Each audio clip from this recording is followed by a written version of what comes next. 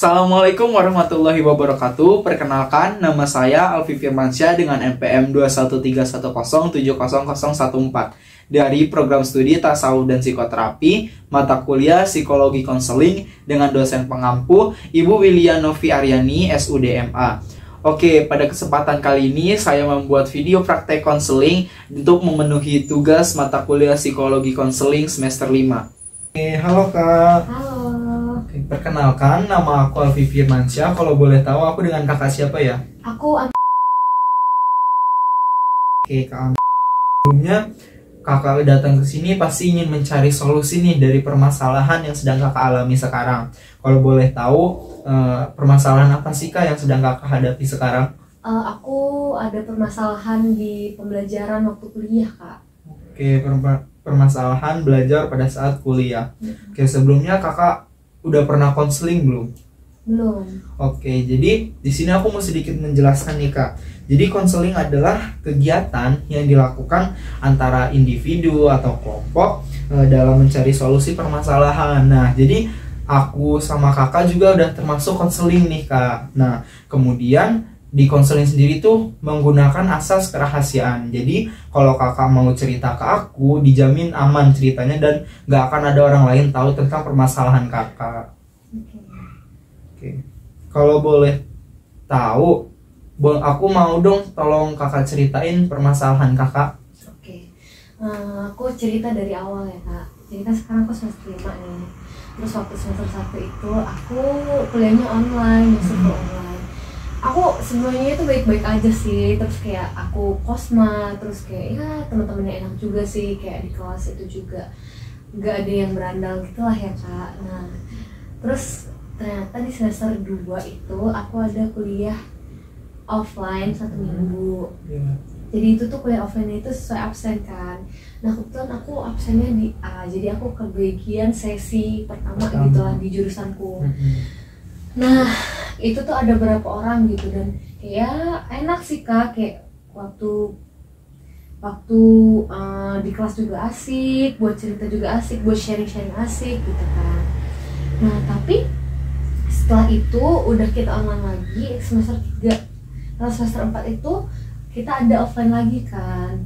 Nah terus kayak aku tuh ini waktu sama teman-temanku yang sesi 1 itu kayak menurutku ya kita udah klop banget lah. Nah tapi ternyata sebelum itu tuh ada temanku yang punya masalah gitu, jadi udah sempat pecah lah di sesi 1 itu orang-orangnya. Nah jadi aku tuh sebenarnya udah berprinsip gini sih Kak, aku juga udah bilang sama teman-teman kayak aku nggak mau ada circle-circlean karena apalagi aku kosma kan, jadi aku nggak mau ini apa sih namanya kayak nanti ngebeda-bedain, karena kan aku sebagai kosma, sebagai pemimpin itu kan aku nggak mau loh ada stigma kayak ih mentang-mentang ini temennya jadi lebih dibela, mentang-mentang ini temennya jadi lebih dienakin, tuh aku nggak mau loh ada stigma kayak gitu. Oke, nah aku udah bilang juga sama teman aku. Nah nggak lama itu ternyata aku mulai masuk kuliah offline nih di semester 3 atau semester 4. Aku udah masuk kuliah offline. Tiba-tiba teman aku tuh bilang kayak kita buat grup aja, udah kelihatan kok circle-circle-nya gitu kan. Padahal kayak temenku yang ngomongin tuh dia tuh benci banget loh sama orang yang kayak ini, ngapain sih circle-circlean gitu, kayak seolah-olah dia itu ngejilat ludahnya sendiri. Aku kayak mau kayak gimana gitu kan. Nah itu dari situ aku nggak mau kan, aku selalu ngalihin topik segala macam. Nah tapi dari situ tuh kan dia ada sempat ngomong kan tadi kalau misalkan udah kelihatan nih circle-circle-nya yang mana. Jadi kayak di kelas tuh ada kebagi beberapa kelompok gitu loh, ada yang kelompok ambis, ada yang orang-orang hedon gitu kan, terus sama yang aku anggap teman-temanku yang di sesi 1 ini yang biasa aja gitu lah ya, sebelum ada circle, sebelum dia ngajak itu kan. Nah akhirnya kita waktu itu pernah lah main beberapa kali ke rumah temen yang di dekat UIN, jadi ya kayak enak, cerita enak, terus ngobrol juga klop, asik lah pokoknya di situ. Nah kayak dia tuh beberapa kali ngajak aku kayak udah buat grup aja gitu, aku tetap ngalahin topik dan akhirnya aku bilang dia aku ingat banget deh, kayak dia bilang ih takut aku kayak bercanda-bercanda, takut kenapa, orang udah kelihatan kok ininya apa sih namanya, circle-circle-nya. Terus kata aku cuma jawab ketawa aja lah gitu. Nah ternyata mereka buat grup tanpa aku. Terus kayak aku ya udahlah gitu kan. Nah tapi di situ tuh kayak kelihatan banget gitu loh ininya apa sih namanya, bedanya gitu loh. Kayak temen-temenku ini kan aku bilang tadi kayak yang temenku itu nggak suka kalau misalnya circle-circlean, kayak ada yang sendiri ngapain sih circle-circlean, ternyata mereka tuh gabung. Jadi mereka buat circle sendiri. Iya, jadi mereka tuh gabung lah. Sekarang tuh katanya ada 8 orang kalau salah. Nah, tapi sebelum itu aku lupa deh. Jadi sebelum itu tuh kan ini yang sesi pertama ini tuh jadi ceritanya tuh ada buat kelompok gitu kan Kak. Nah, jadi ada satu orang temanku si A sama si B ini bilang ke temanku yang ngajak buat grup si C ya kita sebutnya. Dia bilang, "Ayo kita buat grup." Karena kan itu tuh kelompok buat belajar loh Kak. Karena kan ada tugas kelompok. "Ayo kita buat kelompok." Aku tuh dijadiin kambing hitam. Aduh, sorry banget ya. Soalnya si Amanda udah ngajak si ini, si D. Jadi aku dijadiin kambing hitam. Dan aku baru tahu setelah mereka buat grup itu. Nah, gitu kan. Terus kayak aku kaget juga sih pas ceritain, kayak temenku bilang kayak kan jadi C, D dan temen-temen yang lain tuh buat grup. Terus kayak temenku yang AB ini bilang kayak, tau gak sih kayak waktu itu yang kelompoknya Mister ini itu tuh gue ngajakin buat bareng, tapi katanya si C, ih sorry ya si Manda udah ngajak si D buat jadi sekelompok kayak gitu, jadi udah pas berempat. Padahal kayak aku tuh nggak ada omongan kayak udah kita ajak si D aja ya gitu, padahal tuh nggak ada loh Kak. Kayak aku bilang kayak gini, gimana kalau misalnya kita ajak si D? Oh ya boleh, aku juga kepikiran loh mau ngajak si D. Tapi mereka bilang ke temen aku si A dan B itu kalau misalnya aku udah ngajak si D. Aku jujur nggak enak sih Kak, kayak ya Allah sorry banget ya atau kayak gitu. Padahal tidak sesuai dengan faktanya. Iya, menurutku aku dijadiin kambing hitam sih di situ. Kayak kenapa harus sama aku, padahal mereka yang inisiatif buat ngajak si D gitu. Nah akhirnya mereka buat grup. Akhirnya pisah lah, si sesi 1 ini aku sendiri, terus A sama si B itu mereka berdua, sama ada satu lagi. Ya pokoknya pertemanan di kelas tuh udah ini sih Kak, udah kelihatan banget circle-circle-nya gitu.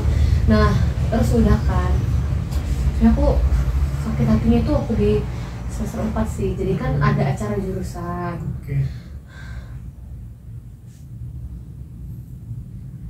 Nah terus sebenarnya aku juga udah dapat omongan sih, kayak misalkan nanti tuh ada kelas kompak gitu, dapat nominasinya gitu kan. Ya aku berusaha loh seperti biasa gitu kan, aku biasanya. Terus jadi setiap angkatan itu harus ada penampilan gitu kan. Jadi hari Senin itu angkatan 20. Iya angkatan 20, terus hari Selasa itu angkatan 22, hari Rabu itu angkatan aku angkatan 21. Jadi kayak kita orang tuh well prepare banget kayak kita buat musikalisasi puisi segala macem. Tapi kayak aku tuh sakit hatinya tuh aku tuh kan, kita tuh kan ini ya, jadi salah satu teman kita, jadi kan lakinya tuh cuma 3, terus salah satu teman kita tuh ada yang ikut futsal. Terus hari pertama nih kan ada 3 hari, jadi hari pertama itu aku tuh udah ngebaikin loh, kayak guys nggak usah buru-buru, absennya di sini aja nih ya, udah aku share linknya. Terus di hari kedua temen kita tuh ada yang lomba storytelling, tapi kayak karena mereka udah dienakin jadinya tuh sengaja telat gitu loh. Jadi temen aku tuh nggak dia nonton, padahal pas solo song temen, jadi circle mereka tuh ada yang lomba solo song, setiap lomba itu diikutin segala macam. Kayak aku tuh ngerasa kayak kok kesenjangan sosialnya tuh kelihatan banget. Aku nggak enak sama temen aku yang satu ini loh, kayak aku udah bilang gimana ini si ini udah mau maju loh atau kayak gitu, nggak ada yang nangkepin, bilangnya udah nyampe tapi nggak tahu lah di mana. Aku nggak peduli juga lah, udah kesel banget. Akhirnya kita pindah ke futsal. Nah dan mereka tuh masih ngaret banget sampai futsal saya itu belum datang. Dan aku lebih sakit hatinya lagi tuh kayak mereka datang nggak ada minta maaf, kayak sorry man telat gitu, kayak bener-bener aku udah gak dipandang lagi gitu loh. Kayak jujur aku sakit hati sih di situ. Terus kayak aku akhirnya pulang, aku udah sakit hati banget kayak gitu kan.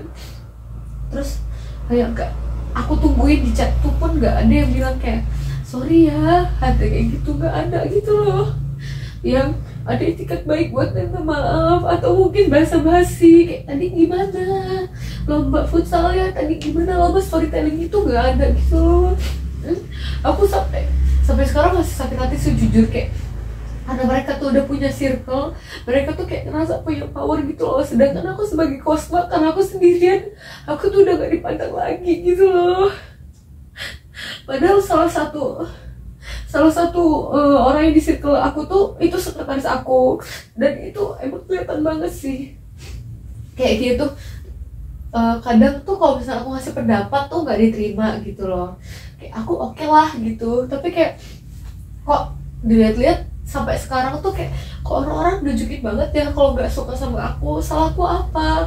Mungkin karena emang aku tuh orangnya ceplos-ceplos loh, kayak kalau ngomong tuh asal gitu kan, apa mungkin dari situ ya, tapi kayak Jarum juga pernah bikin aku sakit hati loh, apa mereka nggak merasa bersalah kah kayak gitu loh. Nah jadi makanya dari situ aku kayak di kelas itu sering kepikiran, jadi itu ngeganggu akademik aku gitu loh. Jadi kayak gitu, aku bingung gimana ya, soalnya itu udah ngeganggu di pembelajaran aku gitu kak, karena masalah pertemanan ini, dan juga karena aku sendirian di kelas kayak gitu sih. Oke, jadi permasalahan yang dialami Kak Amanda itu penyebabnya adalah pertemanan nih ya, kayak pertemanan di kelas. Menurut aku untuk circle pertemanan atau lingkup pertemanan itu bukan hanya di kelas nih kak. Jadi kayak kakak itu bisa nih explore lagi lebih jauh, kayak bagaimana sih circle di luar kelas itu gimana. Jadi kakak bisa membandingkan nih kira-kira circle pertemanan di kelas atau di luar kelas nih yang lebih baik gitu. Menurut aku sih seperti itu. Kalau dari Kak Amanda sendiri gimana nih? Apa Kak Amanda tuh mau tetap berada di lingkup pertemanan yang bisa dibilang toksik ya, atau mau keluar dari zona nyaman nih? Kalau aku pengen keluar dari zona nyaman sih kak. Oke. Kira-kira kalau misalkan dari kamu sendiri ada nggak nih, atau ada bayangan nggak nih kira-kira bakal mencari lingkup pertemanan yang gimana dan di mana itu gimana? Udah ada gambaran belum nih kak? Sebenarnya beberapa waktu lalu aku udah ditawarin untuk masuk UKM. Mungkin aku mau coba masuk UKM sih kak. Oke, tadi kamu bilang kalau kamu cari solusi dan udah banyak nih yang menyarankan untuk masuk ke UKM atau unit kegiatan mahasiswa. Nah, di mana yang kita tahu juga bahwasannya di unit kegiatan mahasiswa di kampus itu nggak cuma 1-2 nih kak. Nah, jadi bagus banget nih pilihan kamu untuk mengikuti unit kegiatan mahasiswa atau UKM, karena kalau misalkan kamu berada di lingkupan yang pertemanannya itu toksik dan itu dapat mengganggu akademik kakak, baik dari segi belajar, baik dari mental juga mungkin bisa keganggu karena dari pertemanan yang kurang sehat itu tadi ya kak. Menurut aku juga itu salah satu pilihan yang baik sih untuk kamu, karena kita tahu bahwasannya di UKM itu pasti tingkat kekeluargaan ini lebih erat nih kak, karena kita juga dari program studi yang lain, banyak kepala-kepala lain dengan pemikiran yang berbeda dan latar belakang yang berbeda. Itu juga membuat kita bisa belajar untuk menerima orang ini seperti ini, ada yang baik, ada yang buruk. Nah, dari situ dengan Kak Amanda bisa mengikuti UKM ini kan bisa jadi lebih, oh gue bisa nih tanpa teman-teman kelas gue, oh ternyata ada untungnya nih gue ikut UKM, oh ternyata gue bisa lebih berkembang nih tanpa adanya teman-teman kelas gue gitu.